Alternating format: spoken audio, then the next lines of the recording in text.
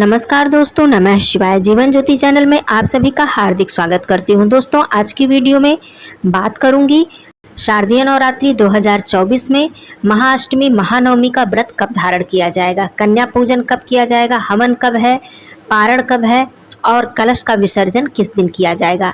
ये सभी बातें बहुत ही महत्वपूर्ण होती हैं और इस बार बहुत ज़्यादा कन्फ्यूजन है क्योंकि नवमी तिथि की 6 है, अष्टमी और नवमी तिथि एक ही दिन पर पड़ रही है। तो इस वजह से बहुत सारी दुविधा है कि हमें व्रत कब रखना है, कन्या पूजन कब करना है, हवन कब करना है। तो आइए सारी बातों को स्पष्ट रूप से समझ लेते हैं।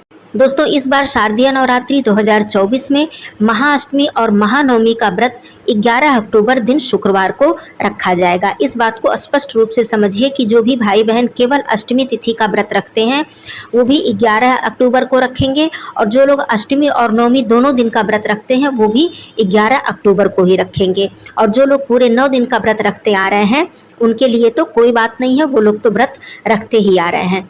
तो चलिए, ये बात बिल्कुल क्लियर हो गई। तिथि कब से कब तक है और कब अष्टमी तिथि शुरू हो रही है, कब समाप्त हो रही है, ये सारा जो डिटेल है ये स्क्रीन पर मैं दे रही हूँ, आप लोग इसका स्क्रीनशॉट ले सकते हैं।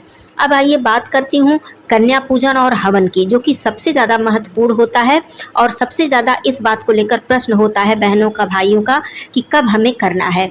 तो कन्या पूजन और हवन का जो कार्य है वो 11 अक्टूबर दिन शुक्रवार को ही किया जाएगा। यह कार्य आप पूरे दिन कर सकते हैं।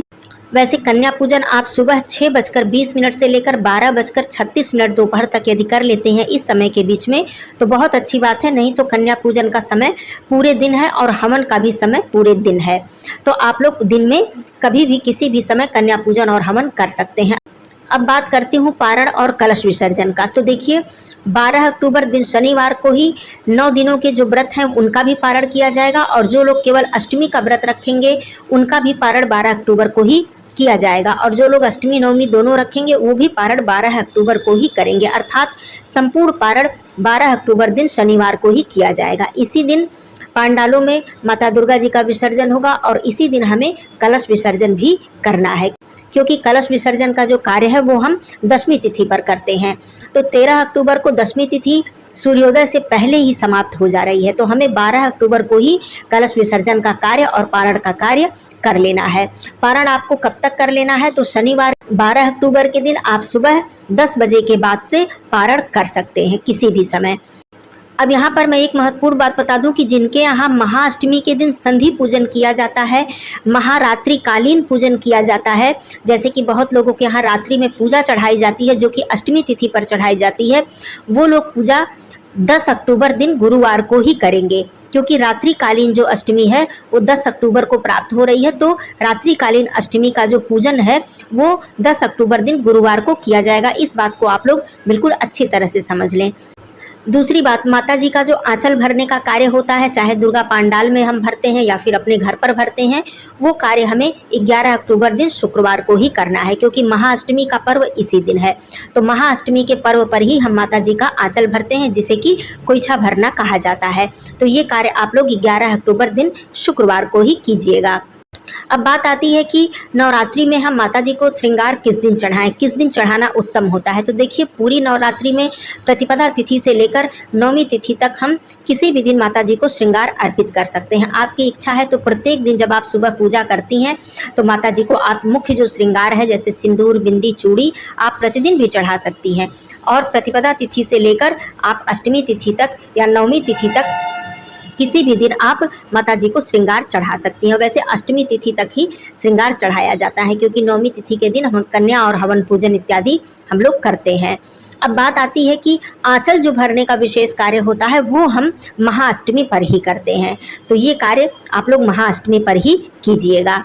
दोस्तों, अष्टमी तिथि प्रारंभ हो जाएगी 10 अक्टूबर दिन गुरुवार को सुबह 7:29 पर और यह समाप्त होगी 11 अक्टूबर को सुबह 6:52 पर। 6:52 से ही नवमी तिथि प्रारंभ होगी 11 अक्टूबर को और यह समाप्त होगी 12 अक्टूबर को सुबह 5:47 पर। यहीं से दशमी तिथि प्रारंभ हो जाएगी, अर्थात 12 अक्टूबर को जो सूर्योदय होगा वो दशमी तिथि में होगा। तो इसीलिए हमें कलश विसर्जन और पारण का जो कार्य है वो 12 अक्टूबर को करना है। तो ये सारी बातें क्लियर हो गई। कन्या यदि नहीं मिलती हैं तो कन्या पूजन हमें कैसे करना चाहिए इसके बारे में समझ लीजिए कि यदि आपको कन्या एक भी नहीं मिलती है या फिर जैसे 9 कन्या खिलाने का विधान होता है तो 1 कन्या या 2 कन्या ही मिल जाए तब भी आपको कन्या पूजन कर देना चाहिए। ऐसा नहीं है कि 9 कन्या मिले तभी हमें कन्या पूजन करना चाहिए। दूसरी बात, एक भी कन्या न मिलने पर आप माता रानी का जो मुख्य प्रसाद होता है हलवा पूड़ी चना बिल्कुल शुद्ध और सात्विक तरीके से आप तैयार कर लें। सबसे पहले आप माता रानी को भोग लगाएं।